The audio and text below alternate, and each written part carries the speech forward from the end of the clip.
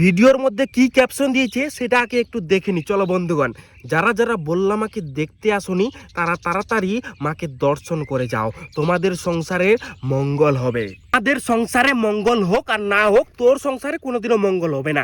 এই যে তুই বললাম মায়ের সামনে নাচানাচি করছিস, বাদর নাচ দেখাচ্ছিস না, তোর সংসারে কোনোদিনও মঙ্গল হবে না রে গান্ডু। আমি এটা বুঝতে পারছি না, বললাম মায়ের এই যে এই পুজোটা করছে, মেলা কর্তৃপক্ষ একে ঢুকতে দিচ্ছে কি করে ভাই? মানে বললাম মায়ের সামনে এইভাবে নাচানাচি করছে, গান্ডু কোথাকার, একে চিড়িয়াখানায় নিয়ে যাওয়া উচিত। এই লোকটাকে দেখার পর না আমি আর নিজেকে সামলাতে পারি না, আমার মুখ থেকে শুধু গালি বেরোয় ভাই। মানে কি বলবো ভাই, যেখানে খুশি সেখানে এবার নাচানাচি শুরু করে ভাই। বললাম মায়ের সামনে কেন ভাই? ভাই মা কালীর সামনে এইভাবে নাচানাচি করা কি উচিত বলো? তোমরাই বলো। মানে কি বলবো ভাই, এইভাবে মানে মা কালীর সামনে নাচানাচি করছে। এই লোকটার কি বাদর নাচ কখনোই শেষ হবে না? মানে মা কালীর সামনে বাদর নাচ শুরু করে দিয়েছে। মা কালী যেভাবে শিবের উপর দাঁড়িয়ে আছে, একদিন তোর উপর এইভাবে দাঁড়িয়ে থাকবে গান্ডু, সেদিন বুঝতে পারবি।